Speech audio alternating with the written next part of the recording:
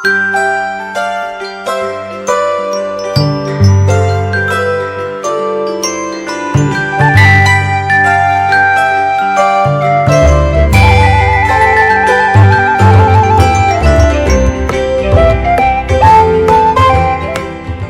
pagi, sahabat GPIB dimanapun berada, salam sejahtera bagi kita semua. Saya, Pendeta Rosalina Sri Wahyuni Lucy Lawalata, sebagai Pendeta Ketua Majelis Jemaat di GPIB Maranatha Lampung. Marilah kita mengawali aktivitas hari ini dalam persekutuan dengan Tuhan Yesus. Kita akan membaca dan merenungkan firman Tuhan. Sebelumnya, marilah berdoa. Terpujilah namamu ya Tuhan, atas hari baru yang Engkau anugerahkan bagi kami. Berilah firman-Mu bagi kami Tuhan, sehingga perjalanan kehidupan kami sepanjang hari ini dan hari-hari selanjutnya akan selalu berada di dalam kehendak-Mu. Hidup kami diberkati Tuhan, dan kehidupan kami senantiasa memuliakan nama-Mu. Kami mohon Roh Kudus, bimbinglah kami mendengar suara Tuhan dan memahami kehendak-Mu. Amin. Sahabat GPIB, pembacaan Alkitab saat ini dari kitab Bilangan pasal 30, Bilangan 30 ayat 1 sampai ayat 8, saya akan membaca firman Tuhan yang menyatakan demikian. Musa berkata kepada para kepala suku Israel, inilah yang diperintahkan Tuhan. Apabila seorang laki-laki bernasar atau bersumpah kepada Tuhan, sehingga ia mengikat dirinya kepada suatu janji, maka janganlah ia melanggar perkataannya itu. Haruslah ia berbuat tepat seperti yang diucapkannya. Tetapi apabila seorang perempuan bernasar kepada Tuhan dan mengikat dirinya kepada suatu janji di rumah ayahnya pada waktu ia masih gadis, dan ayahnya mendengar nasar dan janji yang mengikat diri anaknya itu, tetapi ayahnya tidak mengatakan apa-apa kepadanya, maka segala nasarnya itu akan tetap berlaku. Demikian juga setiap janji yang mengikat dirinya. Tetapi jika ayahnya melarang dia pada waktu mendengar itu, maka segala nasar dan janji yang mengikat diri anaknya itu tidak akan berlaku. Tuhan akan mengampuni perempuan itu sebab ayahnya telah melarang dia.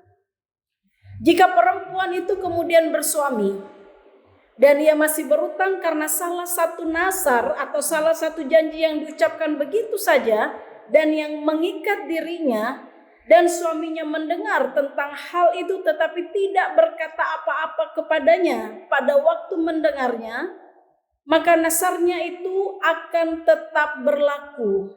Demikian juga janji yang mengikat dirinya akan tetap berlaku juga. Tetapi jika suaminya itu melarang dia pada waktu mendengarnya, maka ia telah membatalkan nasar yang menjadi utang istrinya, serta janji yang diucapkan begitu saja dan yang mengikat dirinya, mengikat istrinya.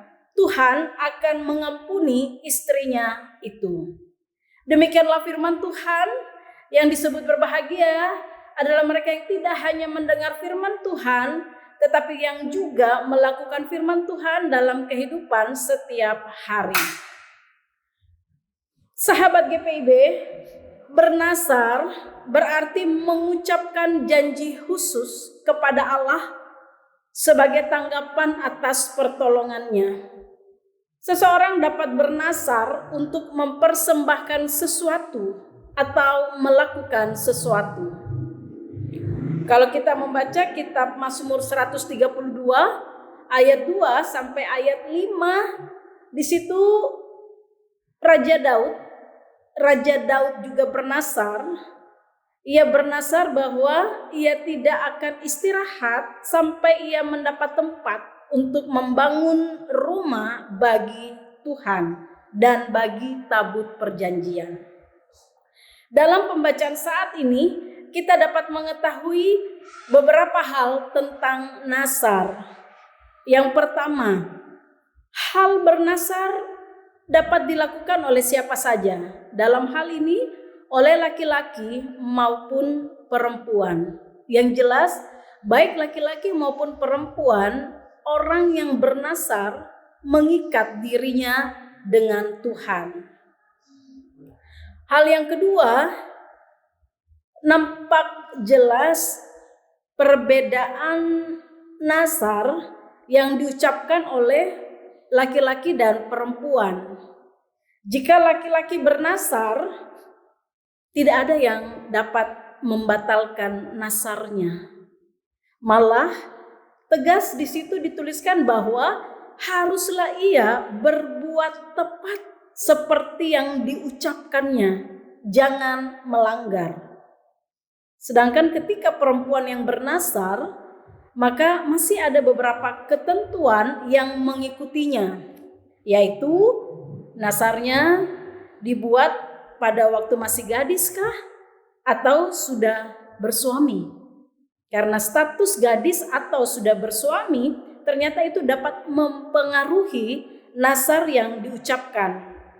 Yaitu ketentuannya jika masih gadis, peran ayah sangat kuat untuk membatalkan nasar. Tertera di ayat 4 sampai ayat 5 bahwa jika ayah mendengar nasar tetapi tidak mengatakan apa-apa atau tidak menegur, tidak melarang anaknya bernasar, maka nazar anak gadisnya akan tetap berlaku atau mengikat dirinya. Sebaliknya, jika ayah mendengar nasar tetapi menegur atau melarang anaknya bernasar, maka nasar anak gadisnya tidak akan berlaku. Nah, bagaimana jika sudah bersuami? Keterangannya yang dituliskan di situ adalah yang berperan bukan lagi ayah. Jika sudah bersuami, maka yang berperan adalah suaminya. Nazarnya batal atau tidak nampaknya sama dengan ketentuan sebelumnya, yaitu jika suami mendengar nasar tetapi tidak mengatakan apa-apa atau tidak menegur, tidak melarang istrinya bernazar, maka nazar istrinya akan tetap berlaku atau mengikat dirinya. Sebaliknya jika suami mendengar nasar tapi menegur atau melarang istrinya bernazar, maka tindakan suami membatalkan nazar istrinya. Sampai di sini kita melihat bahwa ayah dan suami ini menunjuk kepada jenis kelamin laki-laki yang berada dalam keluarga perempuan yang bernasar. Begitulah tatanan dalam keluarga di masa itu. Orang tua, dalam hal ini ayah dan suami, mempunyai otoritas untuk mengesahkan atau membatalkan nasar yang diucapkan oleh anak atau istrinya. Tanggung jawab orang tua terhadap anak sangat besar. Oleh karena itu, orang tua wajib memperhatikan apa yang dilakukan oleh anaknya. Nah, masih ada bagian lain yang dapat kita lihat dalam pembacaan ini, yaitu yang dikatakan tentang pengampunan Tuhan yang dilakukan baik terhadap anak perempuan atau juga kepada istri. Dan pengampunan Tuhan ini terjadi disebutkan jika ayah dari anak gadis itu atau suami dari istri yang bernasar itu dapat menegur atau melarang anak atau istrinya sehingga membatalkan nasar yang diucapkan. Dengan membatalkan, di situ pengampunan Tuhan juga terjadi atas mereka. Jadi, sahabat GPB yang mau dikatakan di sini adalah bernasar kepada Tuhan memang tidak diwajibkan. Tetapi kalau sudah bernazar, Tuhan menghendaki agar nazar itu ditepati. Oleh karena itu dalam terang firman Tuhan saat ini ketika kita mengawali hari ini dan akan beraktivitas di sepanjang hari ini, firman Tuhan mengajak kita untuk merenungkan dalam diri kita masing-masing tentang nazar yang mungkin pernah kita sampaikan pada Tuhan, karena banyak hal yang telah Tuhan lakukan di dalam hidup kita. Dalam perenungan pada Tuhan, maka mintalah kekuatan dari Tuhan agar kita dapat menepatinya sehingga Tuhan berkenan atas kita. Amin. Sahabat GPIB, marilah kita berdoa. Tuhan Yesus, kami mohon besertalah dengan kami dalam menjalani aktivitas sepanjang hari ini. Tolonglah kami agar setiap karya di hari ini memuliakan nama Tuhan. Roh Kudus membimbing kami dalam setiap ucapan dan perbuatan, agar kami dapat berhati-hati dan dijauhkanlah kami dari segala hal yang menyakiti hati Tuhan. Kami mohon berkat-Mu bagi kami, melalui pekerjaan, usaha, dan apapun yang akan kami lakukan dalam aktivitas kami sepanjang hari ini. Kami percaya dengan berkat-berkat-Mu, maka segala sesuatu yang kami perlukan akan tercukupkan di dalam Tuhan. Engkau menyediakannya bagi kami dan mampukan kami untuk mengelola berkat Tuhan dengan baik, sehingga kehidupan kami dapat menjadi saluran berkat bagi orang-orang yang Tuhan berkenan.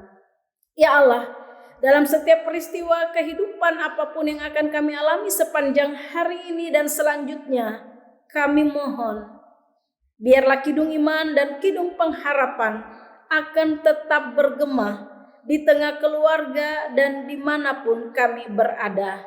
Nama Tuhan Yesus yang senantiasa dimuliakan. Banyak hal yang dapat kami sampaikan, kami ceritakan, kami saksikan tentang kasih dan kuasa Kristus melalui kehidupan kami. Di dalam nama Tuhan Yesus kami berdoa. Amin. Sahabat GPIB, demikianlah program Morning Call GPIB di pagi ini. Selamat beraktivitas, sampai jumpa kembali. Tuhan Yesus memberkati.